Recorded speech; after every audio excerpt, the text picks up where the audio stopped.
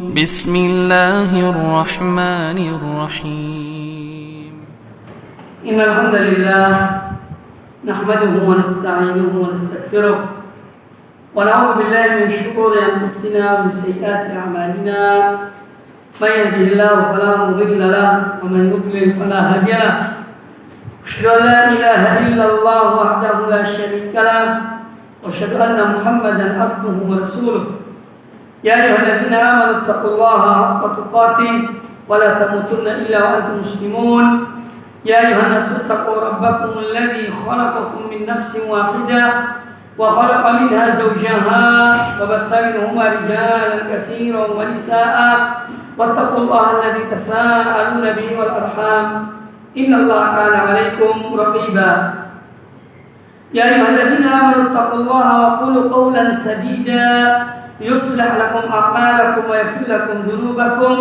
ومن يطع الله ورسوله فقد فاز فوزا عظيما أما بعد فإن أحسن الحديث كتاب الله وخير الهدي هدي محمد صلى الله عليه وآله وسلم وشر الأمور محدثاتها وكل محدثة بدعة وكل بدعة ضلالة وكل ضلالة في النار. Ikhwani dan akhwat billah, kaum muslimin dan kaum muslimat rahimani wa rahimakumullah.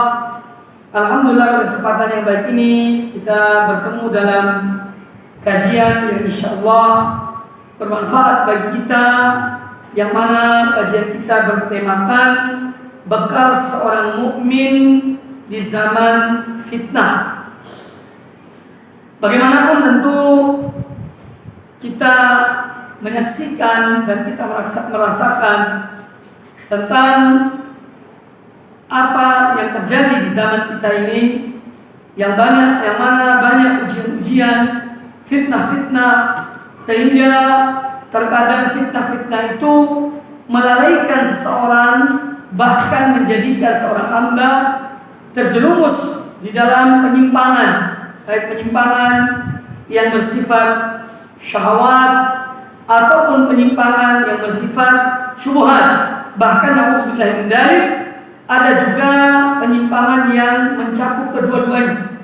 Seorang menyimpang dalam syubhat dan menyimpang dalam syahwat. Ini waliyadzubillah, untuk kita mohon perlindungan pada Allah Subhanahu wa taala dari hal tersebut.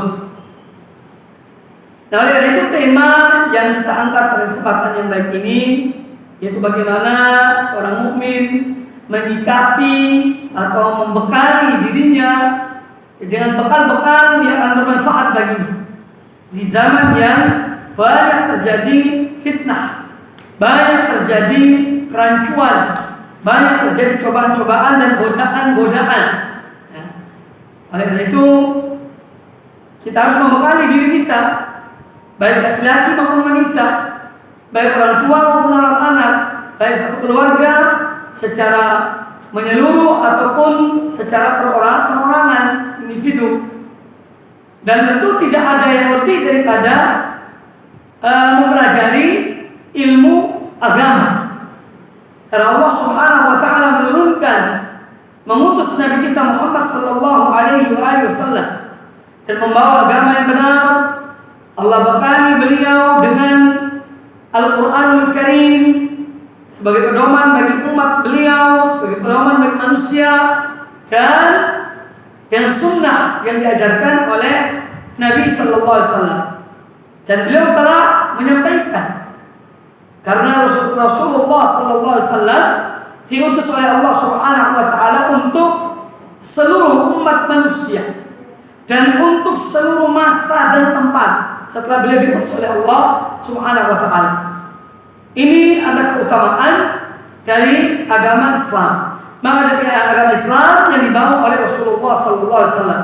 Karena pada hakikatnya para anbiya, para rasul, semua mereka membawa agama Islam, yaitu yang mengajarkan kepatuhan, tunduk kepada dan patuh kepada Allah dan para rasulnya. Itu makna Islam. Tetapi setelah diutusnya Rasulullah sallallahu alaihi wasallam, maka tentu apabila dikatakan agama Islam atau kaum muslimin, tentu yang dimaksud adalah umat Rasulullah sallallahu alaihi wasallam. Yang Allah utus beliau untuk seluruh zaman, ya, untuk seluruh tempat di muka bumi ini, maka Islam adalah agama yang salihun likulli zamanin wa makanin. Islam adalah agama yang selalu sesuai, cocok untuk semua waktu setelah diutusnya Nabi sallallahu alaihi wasallam sampai kapan yang dikehendaki oleh Allah Ta'ala, dan untuk semua tempat. Islam adalah agama yang cocok, agama sesuai, ya, dengan itu semua, dengan perkembangan zaman dan juga dengan perbedaan tempat dan waktu.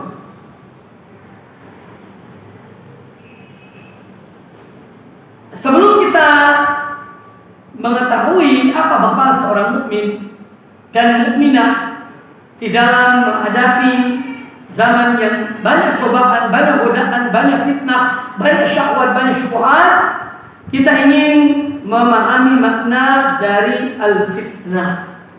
Para ulama menyebutkan bahwa kata fitnah itu memiliki banyak makna. Walaupun kata mereka asal kata fitnah itu sendiri mengandung makna, ini makna pokoknya adalah al-ikhtibar wal imtihan wal ibtila, yaitu ikhtibar, ujian, cobaan, ya, ujian dan cobaan. Ini asal kata fitnah. Ini al-ikhtibar wal imtihan, ujian dan cobaan, wal ibtila. Ibtila, Allah menguji hamba-hambanya dengan dua ujian. Ujian yang menyenangkan berupa nikmat yang Allah berikan kepada hamba itu, ya, harta, anak, kedudukan, dan yang lainnya. Kemudian ada ujian hal-hal yang tidak menyenangkan. Hal-hal yang tidak menyenangkan. Dua-duanya ada ujian. Allah menguji seorang hamba dengan nikmat yang Allah berikan kepadanya, untuk menguji, ya, apakah seorang hamba itu bersyukur pada Allah atau tidak. Ya, hadza min fadli rabbi liyabluwani aashkuru am akfur. Ini ucapan siapa? Nabiullah Sulaiman alaihissalam. Ya, beliau menyebutkan bahwa ini adalah nikmat dari Allah untuk Allah menguji aku, apakah aku bersyukur pada Allah ataukah aku kufur kepada nikmat Allah Subhanahu wa ta'ala. Maka ujian-ujian yang menyenangkan berupa keutamaan yang Allah berikan kepada seorang hamba itu untuk diuji apakah hamba itu bersyukur pada Allah Ta'ala atau tidak. Kalau dia bersyukur akan ditambah, la in syakartum la azidannakum. Kalau seorang hamba bersyukur pada Allah Ta'ala, maka Allah akan menambah nikmat. Tetapi kalau dia kufur, dia tidak bersyukur kepada Allah Subhanahu wa ta'ala, maka dia diancam oleh Allah Ta'ala dengan adab. Wala in kafartum inna adabi lasyadid. Dan apabila atau jika kalian kufur, artinya tidak bersyukur kepada nikmatku, maka sesungguhnya azabku adalah azab yang pedih.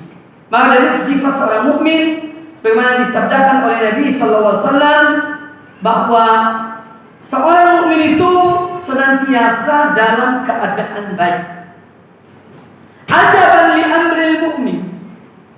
Kata Nabi sallallahu alaihi wasallam, sungguh menakjubkan, mengagumkan perkara atau perihal seorang mukmin. Inna amrahu kullahu khair. Sesungguhnya semua perkara perihal seorang mukmin itu selalu baik. Selalu baik.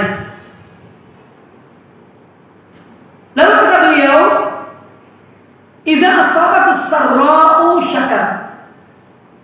Kalau dia diuji oleh Allah, ditimpa atau diuji dengan hal-hal yang menyenangkan, yang menggembirakan, yaitu bersyukur.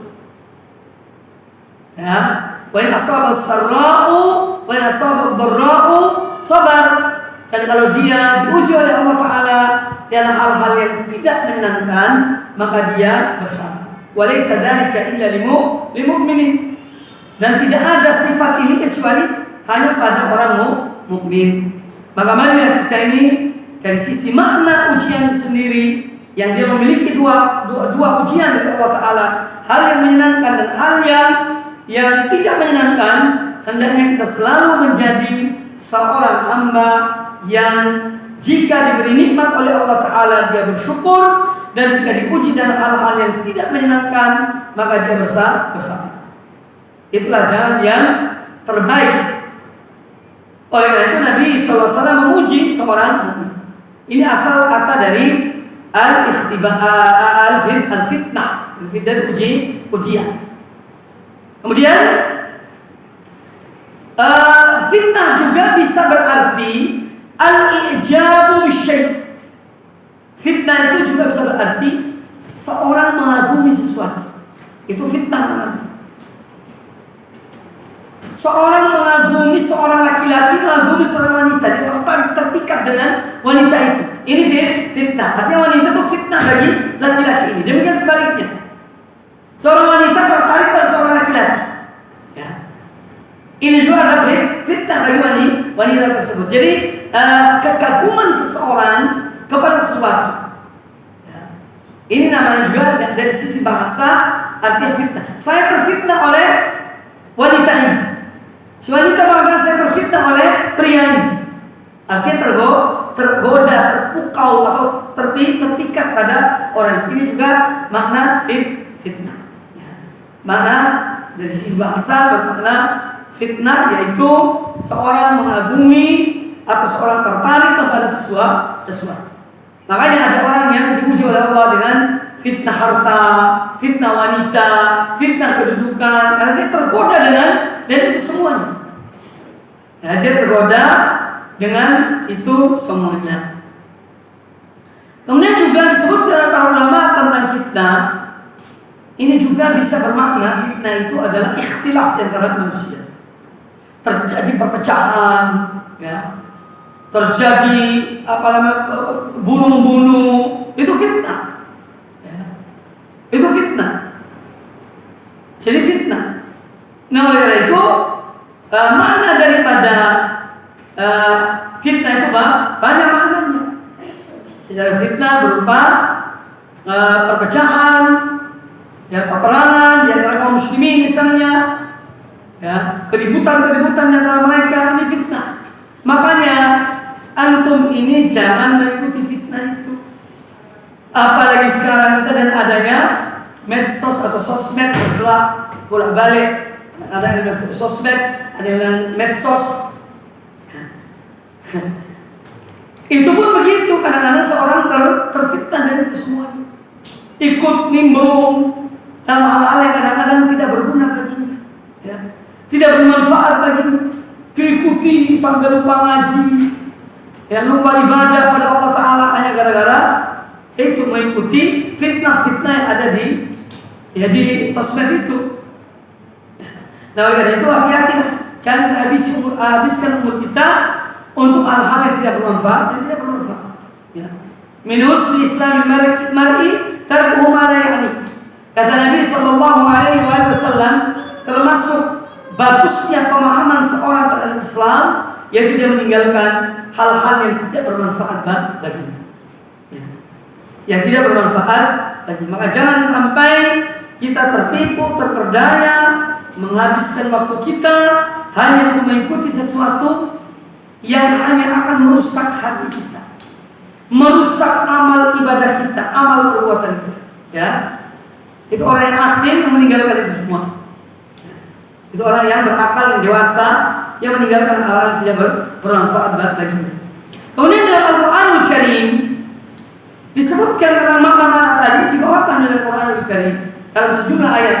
Ada yang makna ujian, ada yang makna tergoda, ada yang makna yang terperdaya, ada juga bermakna ikhtilaf, peperangan.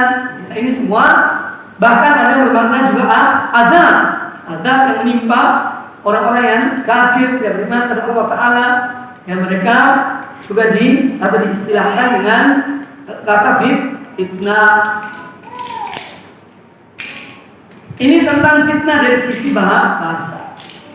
Kemudian dari segi macamnya, fitnah itu insya Allah sudah sering didengar. Ada 2 macam fitnah, tidak lebih dari itu. Hanya masing-masing mempunyai bagian, terbagi bermacam-macam. Ya. Nah, fitnah yang pertama adalah fitnah asy-syubhat. Yang kedua ada fitnah asy-syahwat. Fitnah syubhat, yang kedua fitnah syahwat. Manakah yang lebih berbahaya 2 macam fitnah ini? Tentu jawabannya adalah fitnah syubhat ini jauh lebih besar daripada fitnah syahwat. Makanya kita jumpai, kita lihat orang-orang yang mereka itu terjerumus dalam fitnah syahwat. Fitnah syahwat itu contohnya adalah dia mengikuti syahwatnya, dia mengikuti mencintai seorang wanita, apabila mendarik sampai terjerumus dalam zina. Ini karena syahwat. Fitnah harta, dua syahwat. Dia ingin cepat kaya, ya tidak tahan hidup miskin, akhirnya menggunakan cara-cara yang tidak benar untuk mendapatkan harta itu. Ini fitnah syahwat, ya.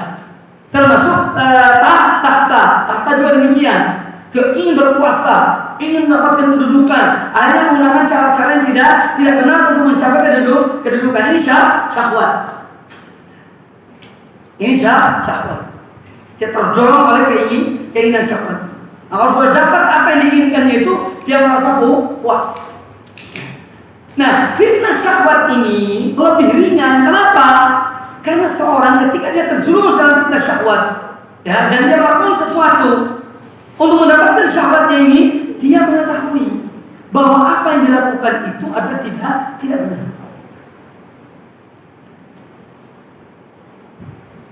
Ini fitnah syahwat.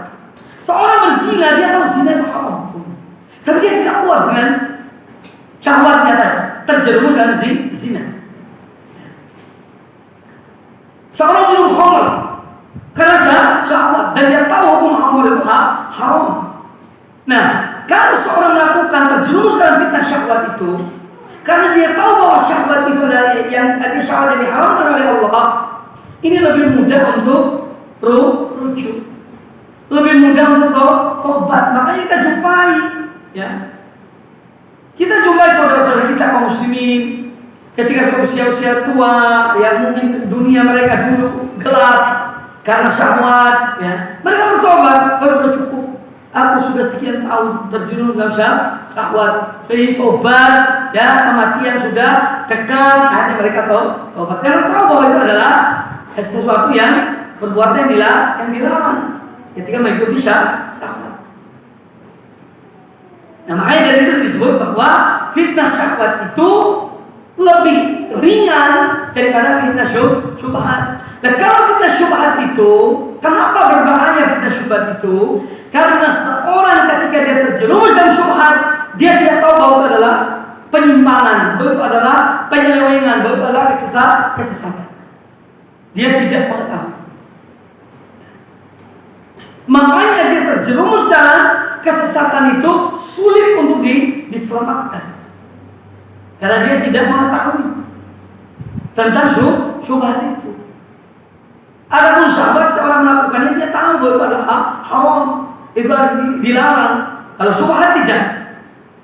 Maka dari itu orang yang terjerumus dalam syubhat, yaitu kesesatan yang disebabkan oleh syubhat, itu lebih sulit taubatnya daripada orang yang terjerumus dalam syahwat. Bahkan syubhat itu bisa menjerumuskan kepada tidak sekedar yakni seorang tersesat, dia bisa menyesatkan orang lain, dia bisa menumpahkan darah saudaranya, ya, karena syubhat ini, ya. Karena bisa berbalik, yang hak dia jadi batil, yang batil menjadi hak, yang halal menjadi haram, yang haram menjadi halal. Nah, ini berbahaya. Makanya iblis itu lebih senang seorang terjerumus dalam fitnah syubhat daripada syahwat. Dia lebih senang iblis itu dan tentaranya, bala tentaranya. seorang terjerumus dalam syubhat lebih disenangi oleh iblis daripada seorang terjerumus dalam syahwat. Karena dengan syubhat ini tadi, dia dengan mudah iblis itu membawa orang ini kepada apa yang diinginkan oleh iblis. Waliyadzubillah. Nah, fitnah syahwat ini atau fitnah syubhat ini, bagaimana seorang itu menghilangkannya atau agar selamat dari syubhat? Itu harus belajar dan ilmu. Karena kebanyakan orang yang terjerumus dalam syubhat itu, faktor utamanya karena kejahilan. Jahil plus hawa nafsu, ya jadi. Jahil plus hawa nafsu. Itu. Makanya dia terjerumus dalam kesesatan, sulit untuk diselamatkan. Oleh itu, untuk mencegah dari fitnah syubhat ini, seorang harus menuntut ilmu. Ya. Terus meminta pada Allah agar Allah menunjuki dia jalan yang benar. Ya. Menunjuki dia jalan yang benar, yang hak. Mohon pada Allah Ta'ala. Jadi yang ilmu. Kemudian yang taufik dari Allah Ta'ala. Ada fitnah syahwat itu, bagaimana melawannya? Yaitu dengan menahan diri, dengan bersabar, dengan mujahadatun nafs, melawan hawa nafsu itu. Yang namanya hawa nafsu itu selalu memerintahkan pada yang buruk. Ini disebutkan oleh Al-Quranul Karim. Inna nafsa la'ammaratun bisu'. Sesungguhnya nafsu itu selalu memerintahkan kepada yang buruk. Itu nafsu, hawa yang ada dalam diri manusia, syahwat atau hawa nafsu yang ada pada diri, selalu memerintahkan kepada yang buruk. Maka dia harus bisa melawan hawa nafsu itu dengan kesabaran, dengan iltija ila Allah. Dia berlindung pada Allah, sebagaimana ujian yang Allah berikan kepada siapa? Yusuf alaihissalam. Ketika dia sempat tergoda oleh wanita itu. Iya. Tapi beliau apa? Berlindung pada Allah Ta'ala. Ma'adzallah, innahu rabbi ahsana mathwaya. Maksud ayatnya, aku berlindung pada Allah. Sungguh dialah Tuhanku. Ya, dia telah memberikan aku tempat yang baik. Jadi yang dimaksud sini adalah suami dari wanita itu. Orang ini baik sama aku, masa aku khianat kepada orang yang berbuat baik pada aku? Dia tempatkan aku di tempat yang baik, dianggap sebagai anak, kemudian aku berzina dengan istrinya. Ini luar biasa ibadah khianatan itu. Maka orang yang fitrahnya bersih itu tidak mau dia khianat. Ya. Orang berbuat baik pada kita tikam orang dari belakang. Apa dan itu kekejaman yang paling kejam. Pengkhianatan yang paling buruk, yaitu menikam dari belakang orang yang berbuat baik kepada kita. Tidak ada pengkhianatan yang lebih buruk dari itu. Maka dari itu iltija ila Allah. Ya. Nabi Yusuf alaihissalam pertama kali mengucapkan ma'adzallah, aku berlindung pada Allah. Jadi dari rayuan. Kemudian beliau ingat jasa tuannya, yaitu penguasa Mesir itu, yang telah memberi tempat pada beliau, yang memberikan kedudukan pada beliau. Tak mungkin aku yang berbuat itu. Jadi artinya untuk menekan diri dari fitnah syahwat, seorang dari iltija ila Allah, mohon perlindungan kepada Allah Ta'ala, dia bersabar, dia menahan hawa nafsu. Ini dua macam fitnah. Jadi fitnah syubhat ini yang paling besar dampaknya dan akibatnya, dan yang kedua adalah fitnah syahwat. Nah, dua fitnah ini sebagaimana saya katakan, ada orang ya, jadi tiga jenis manusia. Ada orang yang terjerumus dalam fitnah syubhat, syahwat benar. Ada orang yang terjerumus dalam fitnah syahwat, syubhat tidak. Ya. Dan ada jenis manusia terkena dua-duanya. Syubhatnya iya, syahwatnya iya. Waliyadzubillah, na'udzubillah min dzalik. Naudzubillah. Jadi 3 jenis manusia dalam ini menghadapi fitnah atau dalam hal berkaitan dengan terkena fitnah. Nah, orang yang selamat itu yang selamat dari itu semuanya. Ya, yang selamat dari itu semuanya diselamatkan oleh Allah Subhanahu wa taala. Kemudian para ulama menyebutkan apa sih sebabnya seorang terjerumus dalam fitnah itu. Kita ingin mengetahui banyak sebetulnya, tapi saya hanya berikan sedikit insyaallah penyebab terjerumus dalam. Yang pertama adalah kata para ulama, fitnah, penyebab pertama seorang terjerumus dalam fitnah itu adalah karena kesiapan hati orang itu untuk dimasuki oleh fitnah. Ya. Jadi memang hatinya itu siap menerima fitnah. Hal ini dikuatkan atau didasari oleh hadis Rasulullah sallallahu alaihi wasallam dari Hudzaifah bin Yaman radhiyallahu anhu. Kata beliau, sami'tu Rasulullah sallallahu alaihi wasallam yaqul. Aku mendengar Rasulullah sallallahu alaihi wasallam bersabda, tu'radu al-fitanu 'alal qulubi kal hasiri 'udan. Tu'radu artinya ditempelkan fitnah itu ke dalam hati, ya, manusia. Itu ibarat kalau seorang tidur di atas tikar, ya, tikar kan dianyam, ya. Kalau tidur buka baju misalnya, kemudian tidur di atas tikar, biasanya ada bekas tikar itu menempel pada tubuh. Itu ibaratnya begitu. Digambarkan oleh Nabi SAW. Ketika fitnah itu datang, masuk ke hatinya, membekas di hati. Kal hasir udan. Ibarat tikar atau tikar yang dia itu satu persatu masuk ke dalam diri. Fa ayyu qalbin ushribaha nukita fi nuktatun sauda. Maka hati mana saja yang dia itu menyerap fitnah tersebut, langsung dikasih titik satu, titik yang hitam dalam hati itu, yang berbeda warnanya dengan warna asli dari tempat titik itu.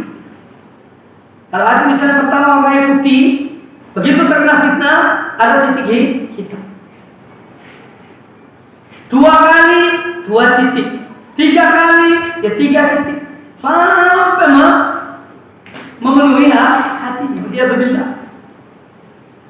Maka fa'ayu qalbin ushribaha, hati mana saja yang dimasuki oleh fitnah itu, dia memberikan bekas kepada hati tersebut.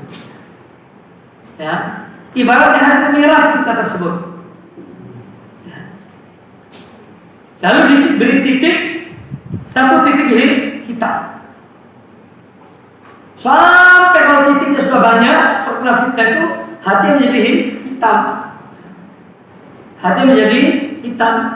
Wa ayyu qalbin aqra'an karahan kita fi nuqtatun bayda. Dan setiap hati yang mengingkari fitnah itu, maka diberi titik putih. Yani hati menolak. Ketika fitnah itu muncul langsung ditolak. Dia tidak menerima. Maka diberi titik putih.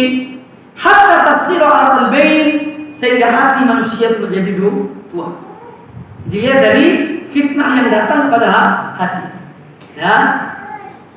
Ala abyad mithli safa. Ada hati yang putih, ibarat batu yang mulus. Dia itu tidak bisa nempel sesuatu padanya dari fitnah itu. Ya. Fala tadurruhu fitnatun ma damat as-samawati wal ard. Maka hati yang demikian keadaannya tidak akan bahaya oleh fitnah selama ada langit dan bumi, karena dia selalu menolak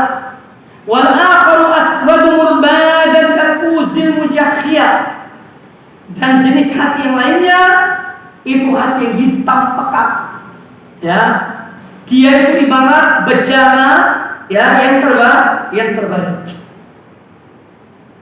Karena sudah termakan oleh fitnah, terserap oleh fitnah dalam hati yang hitam itu, maka apa? Maka dia ibarat bejana yang terbalik. La ya'rifu ma'rufan wa la yunkiru munkaran. Dia tidak tahu yang ma'ruf dan dia tidak mengingkari yang munkar. Kalau sudah tertuduh billah min dzalik. Illa ma usriba min hawa. Kecuali ya dia mengetahui itu apa yang dimaukan oleh hawa nafsu. Waliyadzubillah. Ini berparah. Ini penyebab yang pertama, kesiapan hati itu untuk menerima fitnah itu penyebab fitnah. Kemudian yang kedua yang disebut oleh para ulama, yaitu ketika fitnah itu datang, orang itu berupaya untuk mendekati fitnah itu.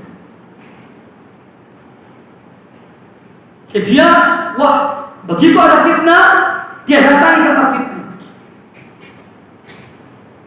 Makanya Nabi SAW memberikan kepada kita petunjuk dalam menghadapi fitnah. Apa yang harus dilakukan oleh seorang muslim?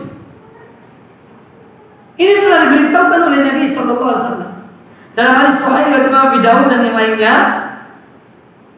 Ya, ada hadis dari Imam Bukhari dan Muslim. Ya, dari Abu Hurairah radhiyallahu anhu. Qala Rasulullah sallallahu alaihi wasallam, Rasulullah sallallahu alaihi wasallam bersabda, "Satakunu fitanun, akan terjadi banyak fitnah." Beliau menyebutkan fitan di sini artinya ya ada syubhat, ada syahwat, semua akan terjadi hal itu.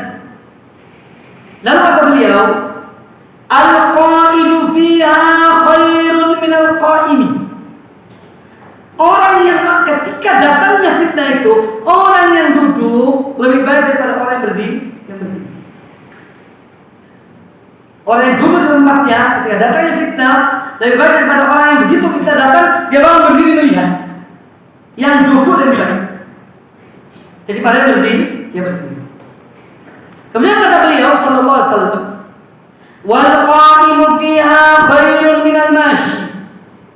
Dan orang yang berdiri ketika datangnya fitnah itu lebih baik daripada orang yang berjalan. Dia berjalan menuju fitnah itu.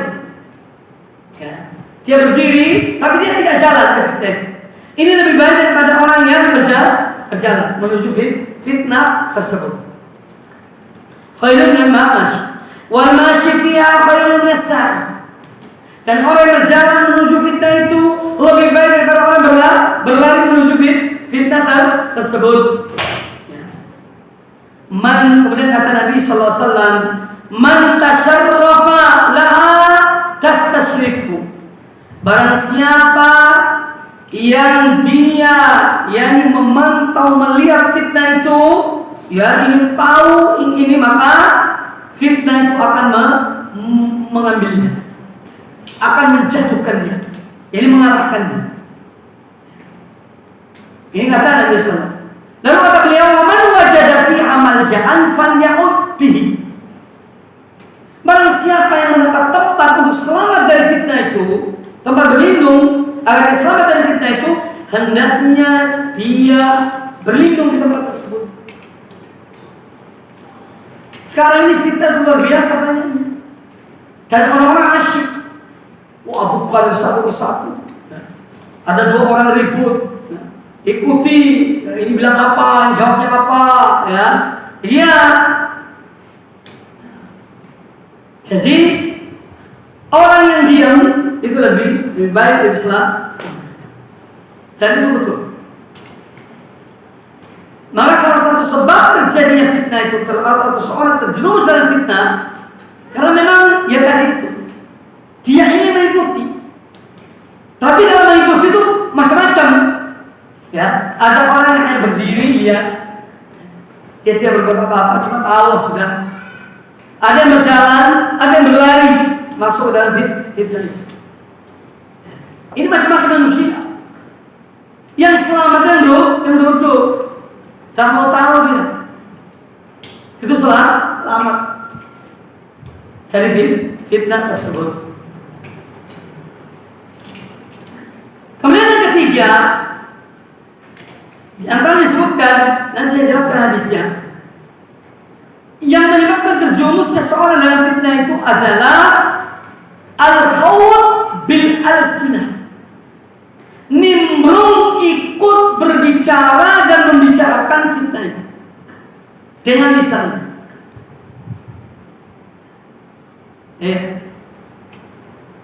Makanya benar petunjuk Nabi Sallallahu Alaihi Wasallam tentang masalah bicara dan diam. Dan beliau kaitkan dengan masalah iman pada Allah dan iman pada hari akhir. Man kana yu'minu billahi wal yawmil akhir falyaqul khairan aw yasmut. Barang siapa yang beriman pada Allah dan hari akhir, hendaknya dia mengucapkan kalimat yang baik atau dia diam.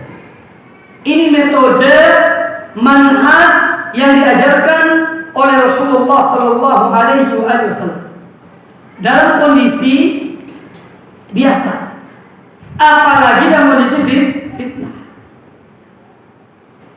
Makanya nanti ada dalam hadis Abdullah bin Amr bin Al-As radhiyallahu anhuma tentang fitnah, beliau Nabi SAW mengarahkan amsik alaika lisanak. Kata beliau kepada Abdullah bin Amr bin As, ketika Abdullah bin Amr bertanya, bagaimana jika keadaan itu terjadi? Pegang lisan, tahan lisan, jangan berbicara.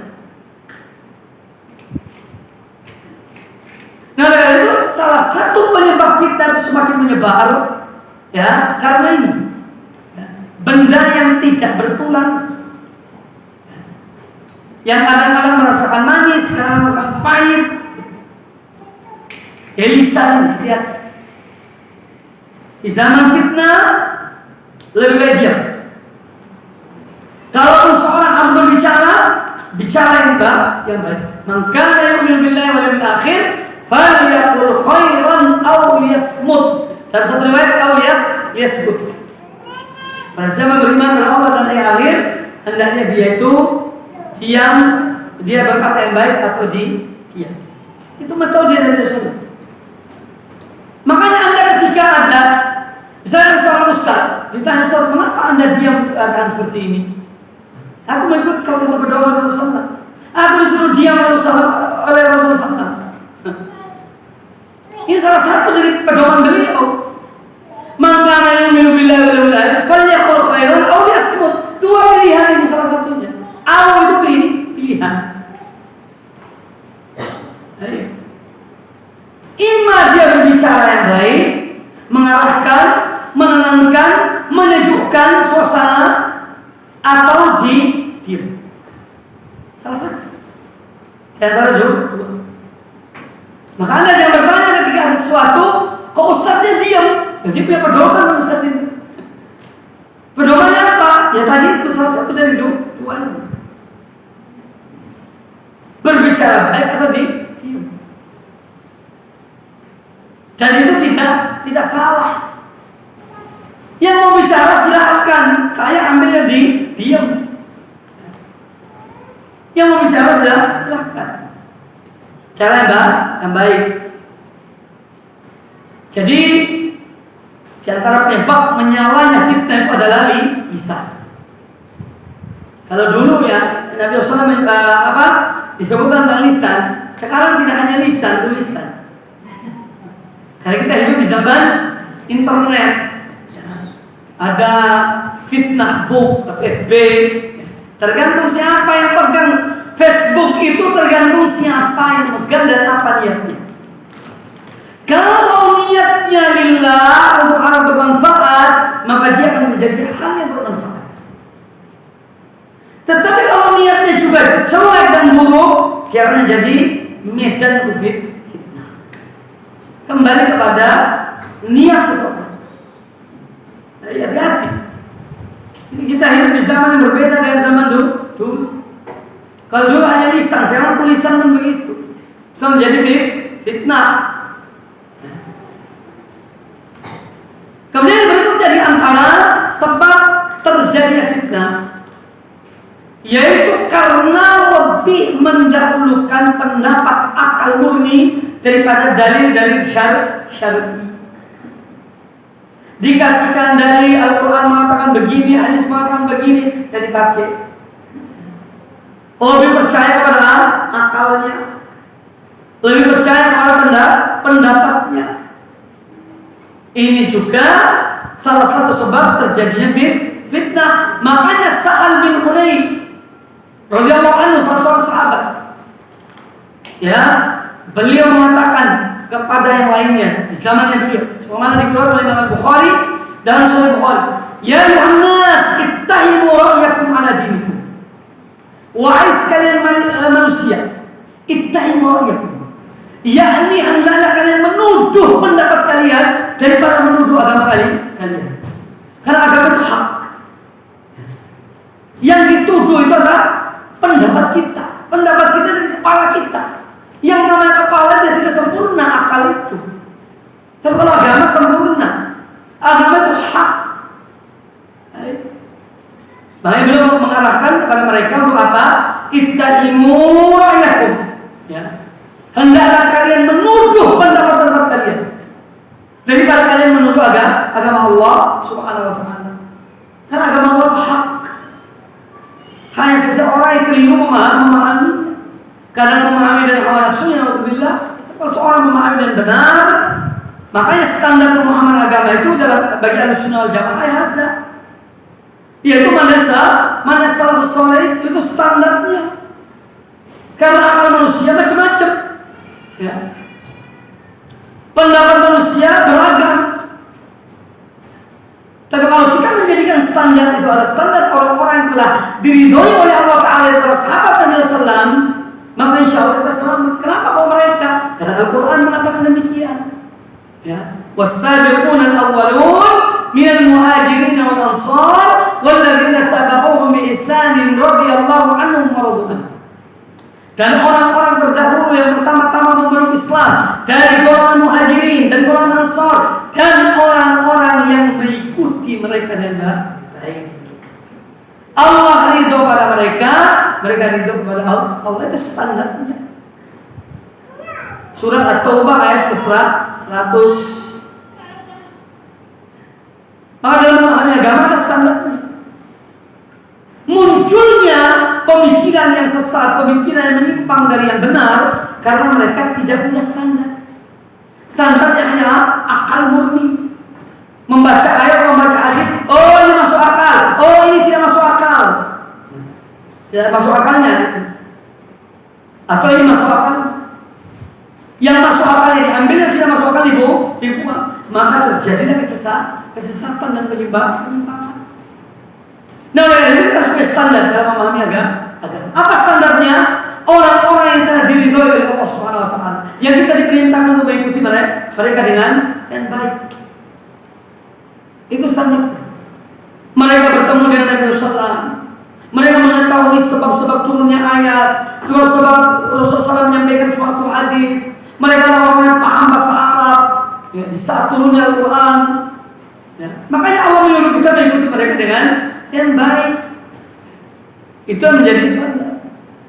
Jadi salah satu penyebab fitnah itu adalah mengedepankan akal dan pendapat murni, lalu meninggalkan dalil dari Al-Quran dan Sunnah Nabi SAW. Termasuk dalam hal ini tentu meninggalkan pemahaman mereka yang telah diridhoi oleh Allah Subhanahu wa ta'ala. Karena merasa apa? Nahnu rijal, rijal. Kita pun orang laki-laki. Mereka laki-laki, kita laki-laki. Ya itu. Karena membanggakan diri. Lalu kemudian cenderung meremehkan orang-orang yang terdahulu, yang merasa salah. Alhamdulillah. Kemudian yang berikut yang kelima, ya, di antara sebab terjerumusnya seorang dalam fitnah itu adalah meninggalkan beramal, menyibukkan diri dengan berbicara, sehingga amal ditinggalkan. Padahal kita diperintahkan oleh Nabi SAW di zaman fitnah itu Apa yang diperintahkan beliau? Memperbanyak ibadah kepada Allah Ta'ala, memperbanyak amal soleh di saat munculnya fitnah. Kata Nabi SAW dalam hadis riwayat Imam Muslim, al-ibadatu fil harji kal hijrati ilaihi, yakni memperbanyak amal-amal ibadah di saat munculnya fitnah sama dengan hijrah kepada Nabi SAW. Statusnya sama dengan berhijrah kepada Nabi SAW. Dalam zaman sekarang udah lebih banyak ngomongnya. Masya Allah. Cuitannya, kicauannya, Masya Allah. Tinggal lihat, kita kicauan apa enggak? Ada langsung saut. Ini nyaut, sana nyaut lagi. Hiburnya dengan saut-sautan, ciut-ciutan. Namanya tweet itu apa namanya? Kicauan. Kau percaya dengan kicauan? Kita punya dalil Quran dan Sunnah. Kok ribut sama kicauan? Hanya banyak berkicau. Orang banyak berkicau biasanya tidak ada kerjaannya. Makanya banyak kicauan. Kalau orang banyak berbuat, dia tidak banyak kicauannya. Makanya sibukkan diri dengan amal-amal kebaikan dan amal perbuatan daripada bicara. Ini salah satu upaya untuk terhindar dari fitnah. Jangan banyak bicara, banyak berbuat. Kemudian kata Nabi SAW dalam hadis riwayat Imam Bukhari dan hadis riwayat Imam Muslim dari Abu Hurairah radhiyallahu anhu, kata beliau alaihi salatu wassalam, badiru bil a'mal, segeralah kalian beramal, perbanyaklah amal perbuatan. Fitanan kakitu ilayil mudlim, akan muncul fitnah-fitnah ibarat kegelapan malam, potongan kegelapan malam. Yusbihu rajulu mu'minan wa yumsi kafiran, wa yumsi mu'minan wa yusbihu kafiran. Yang mana seorang di pagi hari dia beriman, ternyata di sore hari dia telah kufur. Di sore hari dia beriman, di pagi hari dia kufur. Yabi'u dinahu bi'aradin minad dunya, karena dia menjual agamanya dengan dunia. Alhamdulillah. Dan itu salah satu penyebab terjerumus dalam fitnah, yaitu menjual agama demi dunia. Karena itu disebutkan oleh Nabi SAW. Dia menjual agamanya, menjual akidahnya, ya, padahal dia tahu itu sesat, dia tahu itu menyimpang, tapi karena ingin dunia, ya, maka dia menyampingkan agamanya, ya, yang diambil dunia. Ya. Dan itu nyata. Kita melihat, kita mendengar bagaimana orang yang dia punya ilmu, sekolah tinggi, Masya Allah, tapi apa? Menjual akidahnya karena dunia. Na'udzubillahi min dzalik. Nah, ketika kita mengetahui itu semuanya, ya, lalu apakah yang bisa kita lakukan agar kita ini selamat dari fitnah-fitnah tersebut? Harus ada pembekalan diri kita. Harus ada pembekalan. Kalau saja dalam hal yang bersifat duniawi, ya, ada kegiatan bakti sosial misalnya, itu ada pembekalan, semua para panitia dikumpulkan, dirapatkan, dikasih bekal nanti gini dan gitu. Itu masalah duniawi. Yang mau kasih materi, kasih beras, tukar mie, minyak goreng, itu ada pembekalan. Ya, sekarang ini kita ada masalah menghadapi fitnah ini. Maka pembekalannya harus lebih mantap, sehingga kita betul-betul mempunyai bekal dalam menghadapi fitnah itu. Nah, di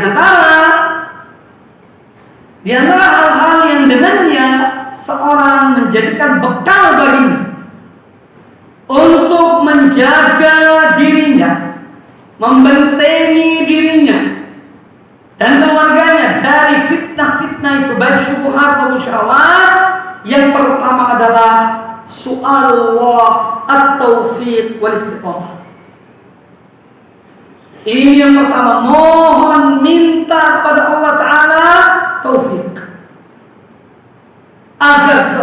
diberikan istiqomah oleh Allah Ta'ala di atas agamanya. Baik, hati manusia berada di tangan Allah Subhanahu Wa Ta'ala.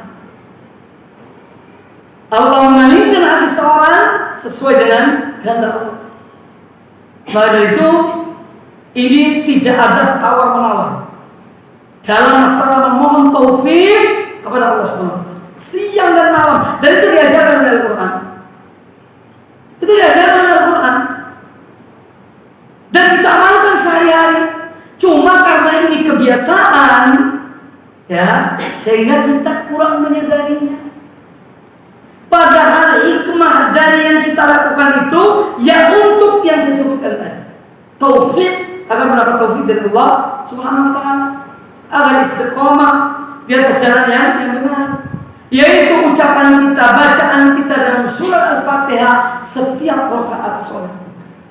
Ihdinas siratal mustaqim. Ihdinas siratal mustaqim. Ya Allah, tunjukilah kami jalan yang lurus. Apa sih makna tunjuki? Kalau ada yang bertanya, Ustaz, kita sudah belajar agama, ada tahu nih hak, nih batil, ini tauhid, ini syirik, ini sunnah, ini bid'ah, kita tahu. Ya. Kok minta lagi Allah tunjukilah aku jalan yang lurus? Ini maknanya dan minta supaya tetapkanlah aku di atas jalan yang lurus. Minta as-sabat. Itu maknanya memohon ketetapan. Maka dibaca ulang-ulang. Setiap rakaat kita membacanya. Dalam surah Al-Fatihah, bukan sekedar itu rukun sholat. Ya, betul, membaca Al-Fatihah adalah rukun sholat. Tapi apa hanya itu yang kita pahami? Alangkah rendahnya pemahaman kita. Kalau sekedar baca Al-Fatihah itu adalah rukun sholat. Di balik itu, apa hikmah dari kita memohon kepada Allah Ta'ala? Itu yang semestinya kita pahami. Lebih dari sekedar Al-Fatihah dan rukun sholat. Itu minta kata ihdinas siratal mustaqim. Ihdinas siratal mustaqim, siratal ladzina an'amta 'alaihim. Jalan lurus itu jalan siapa? Orang-orang yang diberi nikmat oleh Allah. Nikmat terbesar apa? Ya hidayah. Kalau makan, minum, rumah, mobil, itu jangan, tidak hanya orang muslim dikasih oleh Allah Ta'ala. Orang kafir pun dikasih, orang musyrik dikasih. Bahkan rumah mereka lebih mewah dari orang muslim. Ya. Mobil mereka lebih mahal, lebih mewah dari mobil orang muslim. Ya. Jadi ihdinas siratal mustaqim itu siratal ladzina an'amta 'alaihim. Jalannya orang-orang yang diberi nikmat kepada mereka, nikmat terbesar ini. Karena nikmat Allah dua macam. Ada nikmat yang khusus, ada nikmat yang umum. Nikmat yang umum pada semua hamba-hambanya Allah berikan. Bahkan pada binatang Allah berikan. Itu makanan, minuman, rezeki, dikasih oleh Allah. Tapi nikmat yang khusus ini, nikmat hidayah, nikmat petunjuk, nikmat istiqomah hanya kepada hamba-hambanya yang dikehendaki oleh Allah Subhanahu Wa Ta'ala.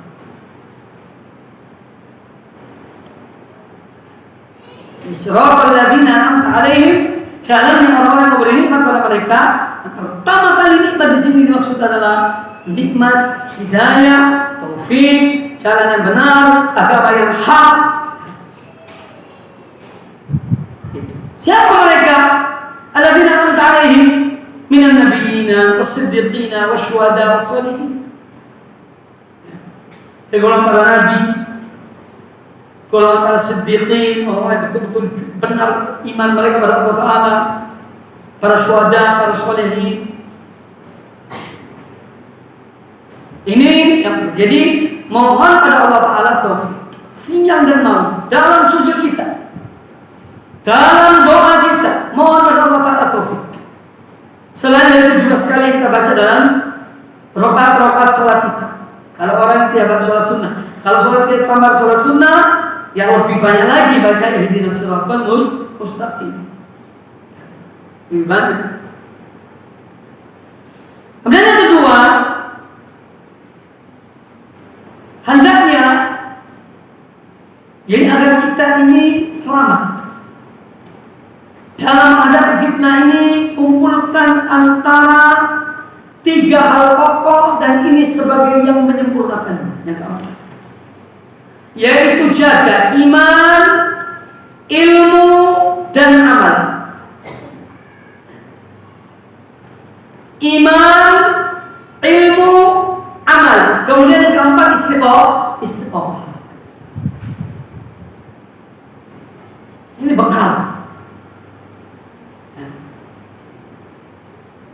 Pertahankan iman kita, pertahankan Islam kita sampai akhir kehidupan kita.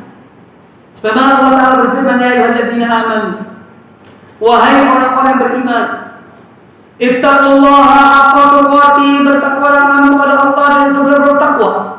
Wala tamutunna illa wa antum muslimun. Dan janganlah kalian mati, janganlah sekali-kali kalian mati kecuali dalam keadaan sebagai orang-orang muslim.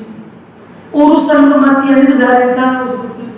Tapi kalau kita disebut oleh diperintahkan oleh Allah, janganlah sekali-kali kamu mati kecuali dalam keadaan sebagai orang-orang muslim. Maka artinya itu supaya mempertahankannya, menjaganya, memeliharanya. Itu maksudnya. Sebetulnya urusan mati tidak ada yang tahu kecuali Allah Ta'ala. Artinya orang yang mati dalam keadaan iman atau tidak, itu tidak ada yang tahu kecuali Allah SWT. Tetapi ketika Allah mengatakan kepada kita, wala tamutunna illa wa antum muslimun, dan janganlah sekali-kali kalian mati kecuali dalam keadaan orang-orang muslimin, artinya memerintahkan kita untuk menjaganya, memeliharanya, istiqomah di atasnya sampai mati. Dan ini pula doa orang-orang yang baik, ya, yang disebutkan dalam surat Al-Imran. Rabbana fir lana, yang mana mereka mengatakan inna sami'na munadiyan yunadi lil iman an aminu rabbikum fa amanna rabbana faghfir lana dhunubana wa kaffir 'anna sayyi'atina wa tawaffana ma'al abrar, dan matikanlah kami bersama orang-orang berbuat baik. Apa dia? Supaya mati dalam keadaan istiqomah, dalam keadaan iman ketika meninggalnya. Ini masalah iman. Kemudian masalah ilmu. Ya. Kita bekali diri kita dengan ilmu. Nanti ada poin sendiri tentang ilmu ini. Itu mempelajari ilmu syar'i. Terus belajar. Ya. Tapi kita upayakan ilmu itu diamalkan. Makanya ketiga amal. Ya. Belajar dan beramal. Ilmu yang kita miliki kita amalkan. Walaupun sedikit diamalkan. Makanya banyak berbuat, jangan banyak berkata, berbicara, ya, jangan. Lebih banyak berbuat daripada berbicara. Kemudian keempat adalah istiqomah. Jadi iman, ilmu, amal, kemudian istiqomah sampai akhir kehidupan seseorang.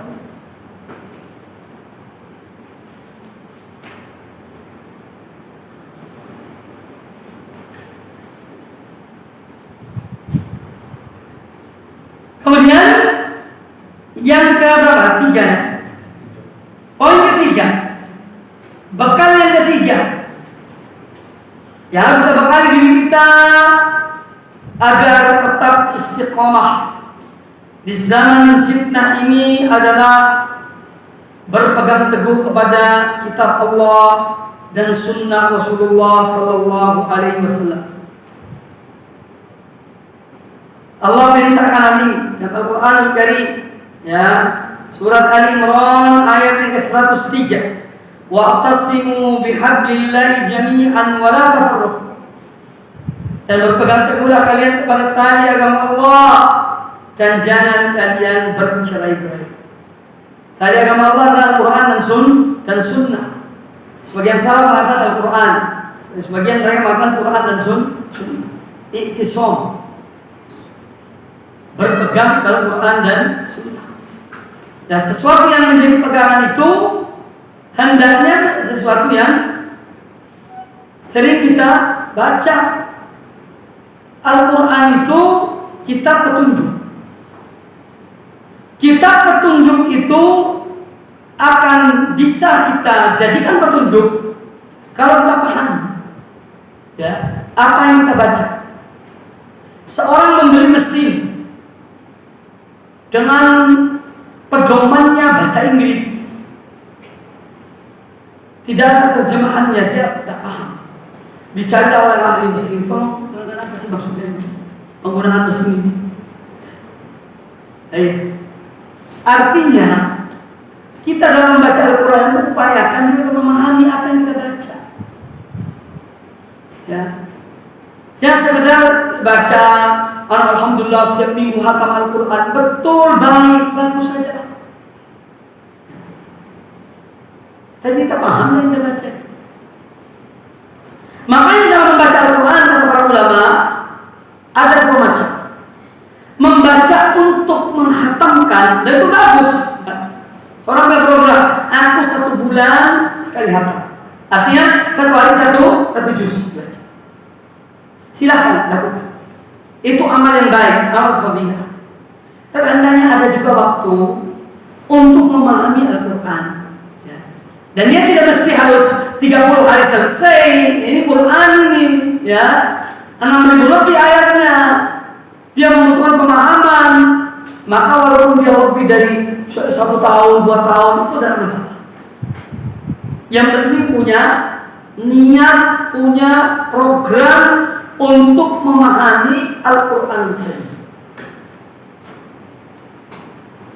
Jadi baca ada dua macam. Ada membaca sampai menghatamkan, itu baik-baik saja, fadilah yang besar. Dan yang kedua, ini yang lebih utama, yaitu kita berupaya memahami. Kalau tidak bisa bahasa Arab, baca terjemahannya. Baca terjemahannya. Dan tidak usah susu. Jangan aku harus sekian bulan harus selesai. Nah, tidak perlu seperti itu. Ya. Memahami Al-Fatihah mungkin berapa minggu, baru sudah Al-Fatihah. Dari Bismillahirrahmanirrahim, Alhamdulillahirrahmanirrahim, dan seterusnya. Kemudian pindah ke surah Al-Baqarah, pindah ke surah Al-Imran, dan seterusnya. Itu membutuhkan mungkin beberapa tahun, tidak hanya bulanan. Itu pun harus kita masukkan di dalam program hidup kita ini. Ya. Jangan hanya programnya materi terus. Ya, ini aku untuk masa depan, aku punya rumah, nyelengi, ya, nabung, ya, sekian tahun berarti bisa sekian.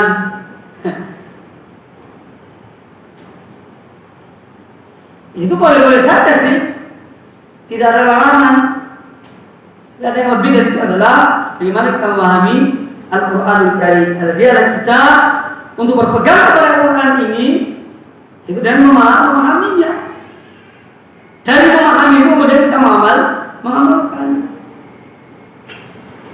Kemudian yang keempat, agar kita membekali diri kita dari fitnah, agar selamat dari fitnah-fitnah zaman, hendaknya seorang mukmin menanamkan dalam akidahnya, keyakinannya bahwa Islam ini sudah sempurna. Karena salah satu sebab terjadinya penyimpangan, karena ada sebagian orang yang terkena fitnah itu menganggap Islam ini belum sempurna. Artinya semua permasalahan solusinya Al-Quran dan Sunnah. Jangan sampai ada terpintas dalam diri kita Islam ini belum sempurna. Muncullah kemudian apa? Itu bid'ah dan para begitu. Menganggap bahwa yang ini lebih baik dari apa yang diajarkan. Ini dulu belum diajarkan oleh Nabi Sallam. Ya, dan saya menemukan sesuatu yang baru. Kemudian banggakan dengan sesuatu yang baru itu. Itu salah satu sebab munculnya hal-hal yang baru dalam agama ini. Ya karena itu, walaupun dia tidak ucapkan dengan lisannya, karena kalau diucapkan bisa dikatakan, wah kamu ini keluar dari Islam. Karena Allah mengatakan Allah telah menyempurnakan Islam, Allah mengatakan belum sempurna. Takut mengatakan demikian. Tapi dalam bentuk perbuatan, ya, membuat cara-cara tersendiri, membuat hizib-hizib khusus, ya, dalam bacaannya, dalam amalannya, sehingga memberikan kesan bahwa Islam ini belum sempurna. Ada terjerumus dalam fitnah syubhat. Karena itu harus seorang meyakini bahwa agama Allah yang diturunkan kepada Nabi SAW sudah sempurna. Ibadahnya, akidahnya, akhlaknya, muamalahnya sudah sempurna. Tidak ada kekurangan dalam agama Allah.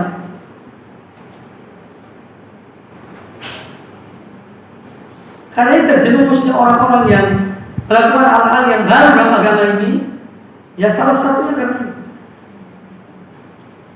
Tapi mereka tidak ucapkan dari lisan-lisan mereka, namun perbuatan menunjukkan demikian. Perbuatan menunjukkan demikian. Seakan-akan mereka mengatakan agama Islam belum sempurna. Maka kami yang menemukan cara-cara ini. Dan ini lebih jitu dari caranya. Misalnya demikian, walaupun tidak diucapkan dengan lisan. Jadi meyakini bahwa Islam telah sempurna. Sebagaimana Allah Ta'ala berfirman dalam surah Al-Ma'idah ayat yang ketiga, Al-yawma akmaltu lakum dinakum wa atmamtu 'alaikum ni'mati wa raditu lakumul Islama dinan. Kemudian yang berikutnya, yang kelima, agar terjerumus dari selamat dari fitnah, yaitu dalam perkara-perkara yang terjadi perselisihan, hendaknya dirujuk kepada Al-Quran dan Sunnah. Karena salah satu sebab terjadinya fitnah itu dari kelompok-kelompok yang banyak, karena tidak rujuk pada Quran dan Sunnah, tapi merujuk pada akal-akal mereka, pada hawa nafsu mereka, pada perasaan mereka, tidak kepada Quran dan Sunnah. Ini menyebabkan terjerumus dalam fitnah, karena tidak kembali pada Quran dan Sunnah. Bahkan hal yang boleh kita katakan sering kita jumpai perselisihan dalam masalah warisan. Contoh, ada sebagian yang dari anak-anak yang tinggal mati oleh orang tuanya, aku tidak mau ikut warisan Islam, harus sama rata semua. Ini tidak perselisihan. Yang satu mengatakan tidak, harus sesuai dengan tuntunan Allah dan Rasul. Laki-laki dapat 2 bagian, perempuan dapat 1 bagian. Perempuan tidak, aku tidak mau. Kita bagi rata. Jadi fitnah. Karena apa? Tidak rujuk pada Al-Quran. Padahal yang menentukan Allah SWT yang maha mengetahui bahwa itu yang terbaik. Ketika laki-laki mendapat 2 bagian, wanita dapat 1 bagian, itu yang terbaik. Walaupun kadang-kadang sama berpikir, kok kayaknya tidak adil ya. Karena termasuk kemasukan syubhat. Padahal itu yang terbaik. Nah yang laki juga yang sambil zalim kepada yang perempuan, kadang-kadang begitu. Kamu tidak usah ya, kamu kan suaminya kaya raya. Ya hartamu tidak usah lah, bagianmu aku yang ambil. Itu juga zalim namanya, tidak boleh. Ya. Kecuali dia mengatakan, si wanita ini yang berhak mendapat warisan, sudah bagian saya kasih kepada fulan, karena dia tidak mampu. Silahkan dikasih. Aku alhamdulillah sudah cukup. Tapi seorang saudara laki-laki minta paksa, ya. Kamu suami kaya, rumah berapa? Maksud tamak. Bukan masalah tamak atau tidak tamak masalahnya. Masalahnya adalah itu haknya. Allah yang membagikan. Itu masalahnya. Ini contoh-contoh. Ini contoh. Baik. Kemudian yang berikutnya, agar seorang selamat dari fitnah dan istiqamah di atas jalan yang lurus, jalan yang benar, yaitu hendaknya di dalam memahami agama Allah Subhanahu wa taala ini seorang menjadikan pemahaman para salafus saleh sebagai standar. Ini sudah disebutkan tadi. Karena munculnya kelompok-kelompok firqah fitnah yang ada itu, salah satu sebab utama tidak punya standar dalam memahami Quran dan Sunnah. Sehingga mereka memahami Quran dan Sunnah sesuai dengan apa yang mereka paham. Maka muncullah Khawarij, muncullah Mu'tazilah, muncullah Murji'ah. Di zaman sahabat ada itu semua. Karena mereka memahami secara benar terhadap Quran dan Sunnah yang diajarkan oleh Nabi SAW kepada mereka. Jadi menjadikan standar dalam memahami agama Allah, ya, dan mengamalkannya dan mendakwahkannya adalah dengan pemahaman para salafus saleh dari kalangan 3 generasi pertama yang utama, yaitu sahabat, tabi'in, dan atba'ut tabi'in atau tabi'ut tabi'in.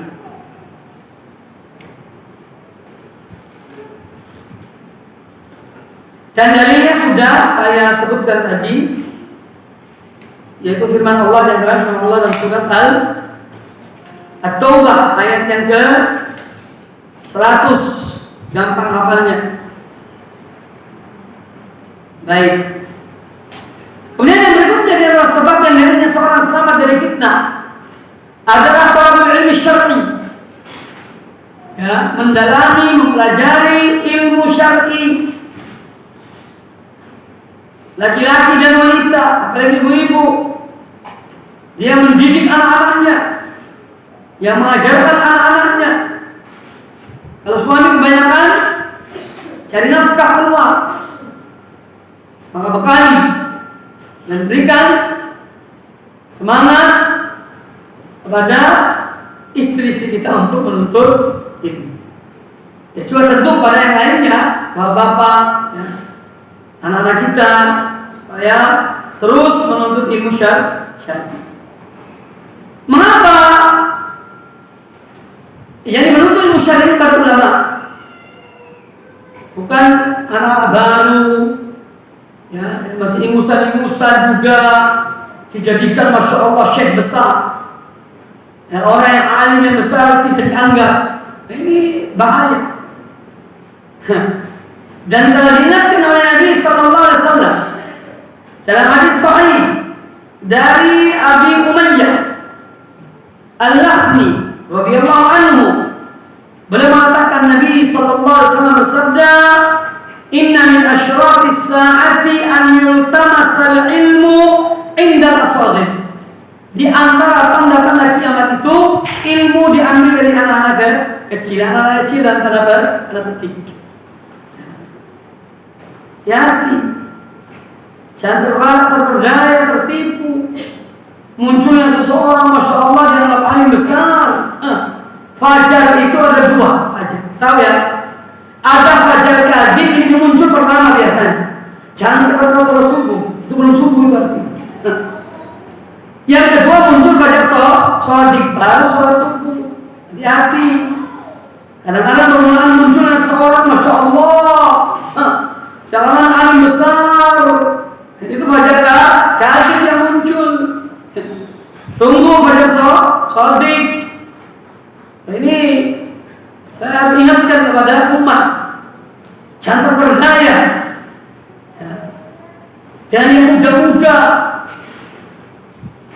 jangan terperdaya. Kita mengambil ilmu dari orang berilmu, dari para ulama, supaya kita tidak terperdaya. Maka talabul ilmi syar'i adalah sebab utama seorang itu selamat dari fitnah. Tentu dari pemahaman yang benar. Pemahaman para salafus saleh radhiyallahu anhum ajma'in. Baik. Di antara dasarnya atau dalilnya tentang masalah ini, banyak ayat Al-Quran menyebutkan tentang ilmu dan kewajiban kita untuk menuntut ilmu. Kemudian yang kedua, ya, ada sebuah wasiat yang disampaikan oleh Hudzaifah bin Yaman radhiyallahu anhu, kalimat yang indah dari beliau. Beliau mengatakan, dan sebuah ucapan beliau yang diriwayatkan Imam Ibnu Abi Syaibah rahimahullah, kata Hudzaifah bin Yaman radhiyallahu anhu, la tadurrukal fitnatu ma arafta dinaka. Tidak akan membahayakan kamu akan fitnah itu selama Anda mengetahui agama. Yang berilmu tentang agama, maka fitnah tidak akan mencelakakan kalian. Kemudian kata beliau, innamal fitnatu idza ishtabaha 'alaika al-haqq wal batil. Sesungguhnya orang yang terkena fitnah itu kalau tidak jelas baginya mana hak mana batil, itu yang terkena fitnah. Artinya di sini apa? Tuntutan untuk belajar, tuntutan untuk menuntut ilmu, ya. Supaya jelas bagi kita mana hak mana batil, mana sunnah mana bid'ah, mana halal mana haram, ya. Mana tauhid mana syirik, dan menuntut ilmu. Dan harus ada waktunya. Kita kan menuntut ilmu itu kan hanya, mumpung aku kosong sekarang ada kajian, hadir yuk. Mumpung kok kosong, iya. Jadi ilmu mumpung namanya. Jangan, harus ada waktunya. Tidak mesti harus hadir di majelis ilmu. Kadang-kadang kita mungkin bisa, ya punya kita membaca. Kalau ada yang kurang jelas, kita tanyakan kepada ustaz, ya, orang lebih alim dari kita. Intinya harus ada waktu untuk menuntut ilmu. Jadi menuntut ilmu syar'i ini salah satu upaya untuk tidak terjerumus dalam fitnah. Nah, orang berilmu dia tahu. Nah sekarang antum bisa membedakan orang-orang yang sudah ngaji, pernah merasakan kajian-kajian ilmiah dan Quran dan Sunnah dan pemahaman yang benar. Itu kalau suatu saat masuk satu masjid, situ ada ceramah, orang tidak tahu siapa orang yang berceramah. Orang yang sudah pernah merasakan mencicipi lezatnya ilmu, dia tahu orang mau apa ya, tahu. Iya. Tapi orang yang tidak punya ilmu, oh masya Allah, omongannya benar. Padahal batil yang diomongkan, karena tidak pernah merasakan ilmu. Anda satu saat masuk satu masjid dari Jumat, kau tidak mau masuk masjid ini. Karena kalau aku cari masjid lain, ini bakal tidak dapat sholat Jumat. Cuma khotib, masya Allah ngomong. Semua berapi-api tidak tahu apa yang dia omongkan. Kalau orang punya ilmu, dia bisa merasakan tentang apa yang disampaikan. Tapi kalau seorang tidak punya ilmu, semua yang disampaikan bagus. Padahal di sana ada kebatilan terkadang begitu. Maka di sini pentingnya ilmu dan ilmu seorang mengetahui. Baik. Kemudian berikutnya bahwa di antara upaya agar seorang mendapatkan keselamatan dalam dia dan dalam kehidupan yang banyak fitnah itu adalah dengan menyibukkan diri dan amal-amal yang positif. Dalilnya sudah disebutkan tadi. Badiru bil amal fitanan kaqitul lil mublim. Segeralah kalian beramal sebelum datangnya fitnah. Ibarat potongan-potongan malam yang gelap gulita. Ini itu dasarnya. Jadi sibukkan kita dengan hal-hal positif, kerjaan-kerjaan bermanfaat bagi diri kita, keluarga kita, anak kita, ya, tetangga kita mungkin atau lingkungan kita, hal yang positif. Ada perbanyak amal kebaikan. Karena terkadang waktu kosong itu dimasuk oleh syaitan. Iya. Syaitan lihat orang ini kosong, peluang untuk dia masuk, maka dia masuk oleh syaitan. Tapi kalau seorang selalu isi dengan waktunya dengan hal yang positif dan amal-amal yang baik, maka insya Allah dia itu akan selamat. Dan menyembuhkan diri dengan hal-hal yang bersifat fitnah. Jadi telah disebutkan oleh Allah Subhanahu wa taala, wal asri innal insana lafi khusrin, demi masa sesungguhnya manusia berada dalam kerugian, illal ladzina amanu wa amilus sholihat wa tawassaw bil haqqi wa tawassaw bis sabr. Kecuali orang-orang beriman, beramal soleh, dan mereka yang saling wasiat-wasiat dan kebenaran dan wasiat-wasiat dalam kesabaran.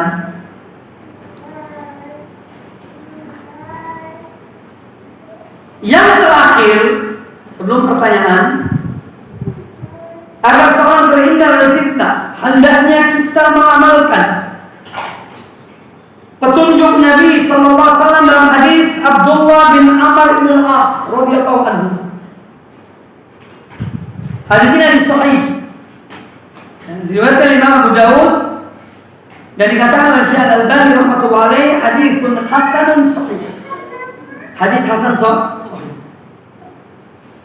Dari Abdullah bin Amr bin As radhiyallahu anhu, kata beliau radhiyallahu anhuma, "Bainama nahnu haula Rasulillah sallallahu alaihi wasallam idz dzakarul fitnata."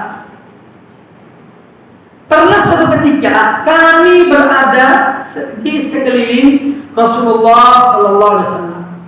Kemudian beliau menyebutkan tentang fitnah. Idz dzakarul fitnah. Tiba-tiba beliau menyebut tentang fitnah. Faqal, kata beliau sallallahu alaihi wasallam, "Idza ra'aitumun nasa qad marijat uhuduhum." Apabila kalian melihat manusia bahwa janji-janji mereka telah kacar-kacir, tidak ditepati dan seterusnya. Wa khaffat amanatuhum, dan amanah-amanahnya sudah ringan. Banyak orang meninggalkan amanah-amanah yang diberikan kepada mereka. Wa kanu hakadha, dan mereka seperti ini, kata Nabi sallallahu alaihi wasallam, ya. Beliau menunjukkan jari jemari beliau yang dipadukan, ya. Apabila saudara keadaan demikian, kata Abdullah bin Amr bin As radhiyallahu anhuma, ketika aku melihat beliau mengatakan demikian, faqumtu ilaihi, maka aku bangkit mendekati beliau sallallahu alaihi wasallam. Faqultu, lalu aku katakan pada beliau, "Kaifa af'alu inda dzalika?" Kalau keadaan seperti itu ya Rasulullah, apakah yang harus aku lakukan? Ini semangat Abdullah bin Amr bin As untuk mengetahui kalau keadaan seperti itu, apa sih pedoman dari engkau ya Rasulullah supaya aku lakukan? Jangan ya Allah tidak. Jadi aku berani mengorbankan diriku demi engkau ya Rasulullah. Ini kata siapa? Abdullah bin Amr bin As. Qal, maka Nabi SAW menjawab pertanyaan Abdullah bin Amr bin As, dalam kondisi demikian apa yang harus aku lakukan? Kata beliau SAW, ilzam baitaka, tepatilah rumahmu, yani jangan banyak keluar rumah. Ya. Ilzam baitaka, tetaplah engkau di rumah. Yani seorang keluar seperlunya, selesai urusannya kembali ke rumahnya. Yang kedua kata Nabi SAW, wamlik alaika lisanaka, ya. Hendaknya engkau mampu menguasai lisanmu. Ini yang kedua. Amsik alaika lisan. Jaga lisan, kendalikan lisan, kuasailah lisan. Yang ketiga, wa khudh bima ta'rif. Ambillah yang baik yang lo ketahui. Artinya dari Quran dan Sunnah. Ajaran Allah dan Rasulnya ambil, peganglah. Wadah matuki. Yang keempat, tinggalkanlah apa-apa yang menggoyahkan. Hal-hal yang dilakukan oleh manusia tapi bertentangan dengan Quran dan Sunnah, tinggalkan. Hal-hal yang mau ingkar, ini keempat. Kemudian yang kelima, wada'an ka'amral amati, kamu tinggalkan perkara perkara-perkara bersifat umum. Yang diperhatikanlah hal-hal yang khusus bagimu, itu maksudnya. Yang dirimu, keluargamu, anakmu, istrimu, ya. Konsentrasi di situ. Perkara-perkara yang bersifat yang umum tinggal. Ini pedoman Nabi SAW bagi seorang hamba di saat banyaknya fitnah. Yang pertama beliau katakan, diamlah engkau di rumah. Ini tidak jauh berbeda dengan hadis yang kita baca tadi, bahwa akan muncul fitnah-fitnah. Orang yang duduk lebih baik daripada orang yang berdiri. Makanya orang yang di rumah sekarang ini banyak kan, yang di rumah tapi juga tidak lihat ini. Kalau dia di rumah tiap saat dari satu ke satu ya sama saja. Orang banyak di rumahnya dia kerja, bukan dia pekerjaan rumah, itu jauh lebih selamat ya, lebih aman dari orang yang sering keluar. Ini realita. Beliau memberikan wasiat pertama itu diam di, apalagi ibu-ibu, wanita lebih baik di rumah, lebih baik jangan banyak keluar, kecuali betul-betul ada keperluan. Ya, jangan hitung hari tanggal. Senin malam aku makan di TP, Selasa malam di Delta, Rabu malam di ini dan itu, hari Ahad kebun binatang, hari Sabtu nanti kebun apa. Wah, berat.